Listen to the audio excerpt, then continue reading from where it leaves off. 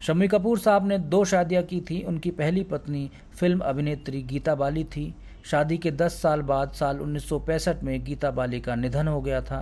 उनके 2 बच्चे थे जिनका नाम आदित्य राज कपूर और कंचन है। पहली पत्नी की मौत के बाद शम्मी कपूर काफी टूट गए थे और उन्होंने खाना पीना तक छोड़ दिया था। उनके बच्चे उस वक्त छोटे थे, इसलिए उनके घर वालों ने उन पर शादी का दबाव बनाना शुरू कर दिया था।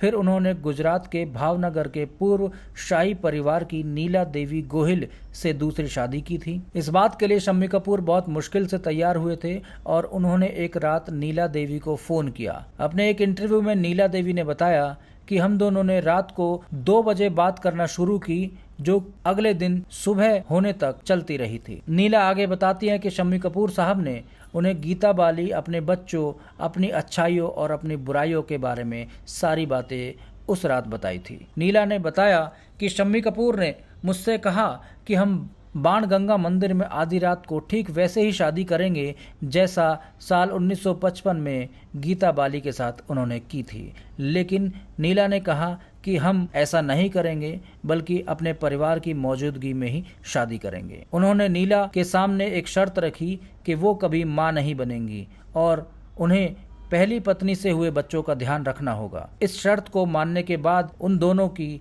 27 जनवरी 1969 को शादी हो गई थी। इस दौरान उन्होंने ये भी बताया कि इस शादी के बाद कई लोगों को लगता था कि उनकी शादी सिर्फ 2-3 महीने तक ही टिक पाएगी और फिर इनका तलाक हो जाएगा। उन्होंने कहा कि शम्मी कपूर की जिस तरह की छवि बनी हुई थी, उसे देखकर लोग कहते थे कि ये शादी 2-3 महीने से ज्यादा नहीं टिकेगी। नीला आगे बताती हैं कि ऐसा इसलिए भी था क्योंकि वो बहुत सिंपल लड़की थी। सिर पर हमेशा पल्लू रखती थी, साड़ी पहनती थी। ऐसे में लोगों को लगने लगा था कि ये शादी ज़्यादा नहीं चलेगी। आखिरकार नीला और शम्मी कपूर की शादी 44 साल तक चली, क्योंकि 14 अगस्त साल 2011 को शम्मी कपूर साहब का 79 साल की उम्र में निधन हो गया था।